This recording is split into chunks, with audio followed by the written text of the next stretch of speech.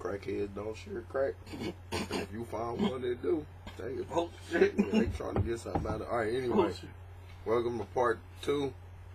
And real quick, I was like, no smoke, and I found my dad's weed downstairs in the basement, and it was in this coffee made creamer can, like this jar, and man, I went and took some out, and man, that shit turned to fucking dust like the Matrix and Transformers 2. Nigga, how long was it down there? That shit was older than I was. But anyway, fuck it. So I take this dust weed, this old ass weed shit, and I roll a joint. The joint is this fucking big, right? So I smoked that one. I smoked it. Was probably. I don't give a fuck. It was about like right there. I coughed everything just to make sure that I got high. Man, I didn't even get high. I had to go smoke some of my own shit.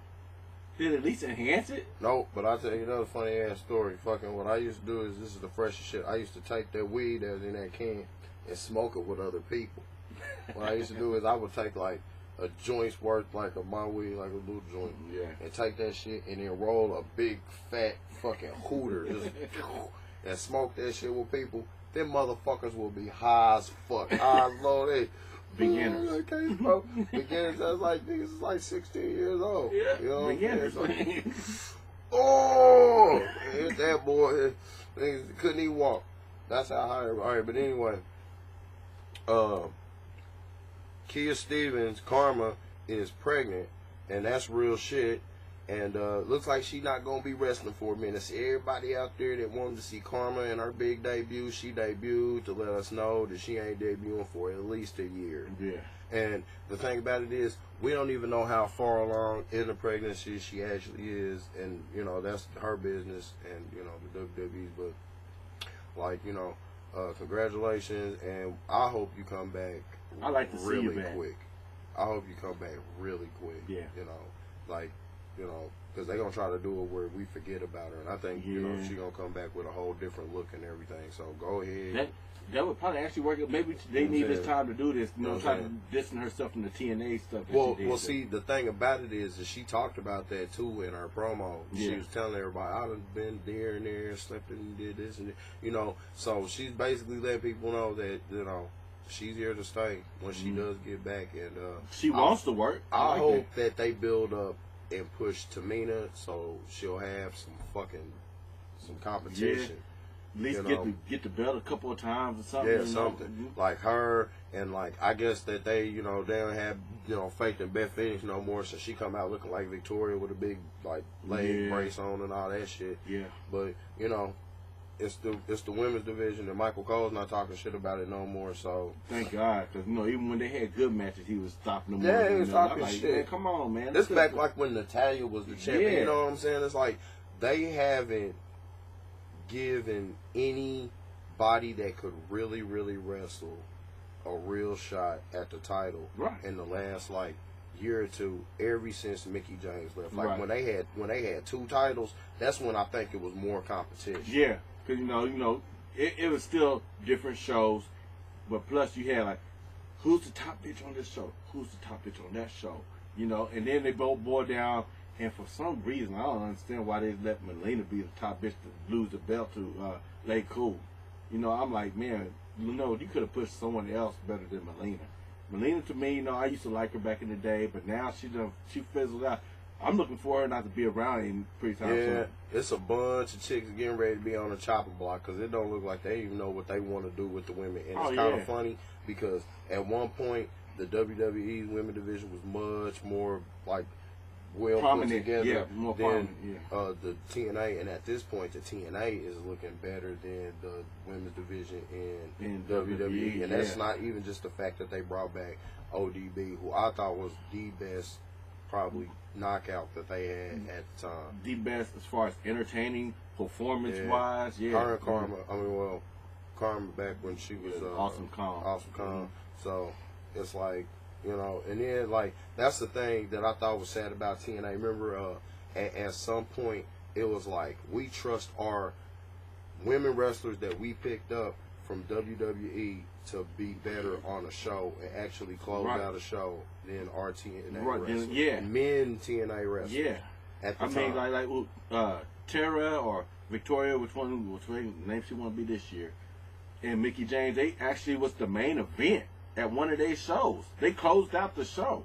And I was like, man, I ain't seen this happen in how many years? It's been a while. Like, the women's match actually, like, the main event, you know. That was like, they, and like I said, I'm not talking about TNA, the comparisons and all that right now. What I'm talking about is Raw. And basically, that's about the end. Because, the only thing I can say is they're not using any of their mid-card people. They're not going to be able to. Because if Cena keeps the belt for, like, until WrestleMania. He's not going to keep that belt until no WrestleMania. You don't think he's going to keep the belt? No, man, we don't need another year of Super Cena, man. I do. Like I said, I think it's the last year before they turn him heel. Because, see, they got, that's the thing that I want to tell everybody about WWE. See, now, they ain't got a bunch of people from the independents that's popular and they can leave whenever they want. Oh, man, I can leave from here. Whenever I want, I can leave. Right? Can't do that no more. Where you going to go? TNA? CCW? IW? Where you going to go? RPW? What's the other garbage wrestling? Yeah, where you going to go? You going to go to Japan or something? Really?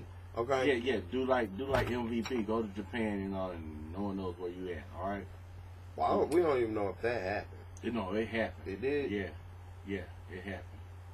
Well, they said Shelton Benjamin's supposed to be coming back pretty soon, but we not the ones to speculate on rumors. Right. Okay? So, is Shelton Benjamin going to come back? Or, like my whole thing is this. Right now, Randy Orton don't need no title, and John Cena don't need no title. They got about 4 other dudes that they need to be trying to push right now with a title. One of them's The Miz. One of them's Alberto Del Rio. Right. I think at some point they should put Sheamus again, and they should get CM Punk and Jack Swagger another shot at the title. Definitely Jack Swagger. I think he's your best top wrestler that you got there right now. Oh, and then this is another thing. Okay, you traded. You got Ted DiBiase and Cody Rhodes both on SmackDown. Right. Man, they need to go on ahead and put Legacy back together, but have it be like a broken Legacy because, Dude, that'd be a tight name for him, Broken Legacy. Because, man, they made Ted DiBiase lose all the matches, probably because that movie didn't do as good as they thought it was going to do. You got to pay for it somehow. I mean, what you expect, man? You had your top boy being in the first movie. You can't make another movie with some other dude. If you're going to make a sequel, make it with the same person. Yeah, but it's kind of like, when they do them sequels that, like, The Substitute. You know what I'm saying? Well, see, that can work because you can have different substitutes. I understand you have different Marines, too. Yeah, man, but the thing about the Substitute movie was it was the same fucking guy. Right. Okay? They just got a different actor. It's kind of like when Harrison Ford took over Alec Baldwin's part. Right. You know what I'm saying? Right. But see, that's the thing about it, though. They had to make, like, 2 or 3 other fucking movies, so you forgot the Alec Baldwin even did a person. You know what I'm saying? But, that's another issue. Yeah. And we might speculate on that later. Yeah, it's kind of like the dude that was in G.I. Joe. You know who he remind me of? You know who Duke from G.I. Joe remind me of? John Cena. For real. That's right. Could have got him. Yep. It didn't have been a WWE film. Yep. That's why I thought when I watched G.I. Joe, I was like, man, that dude reminds me. You know what? I think they were trying to push so hard for that movie to find someone who could be almost looking like John Cena, because John Cena was the all-American boy and all like that. It's like, okay, we need a real American hero for G.I. Joe and all like that. So, I say they did a good job finding someone close to him, without paying the money. I'll tell you what, man.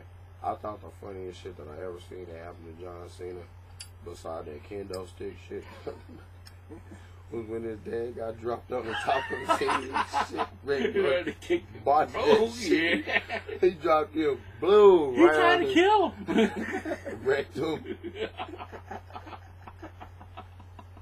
I was like, remember, he was like, oh shit. I thought he broke his neck for real. He's like, get over here. Boom. Oh, I'm like, oh shit. This is real, y'all. This is real. It was like an acolyte's mess.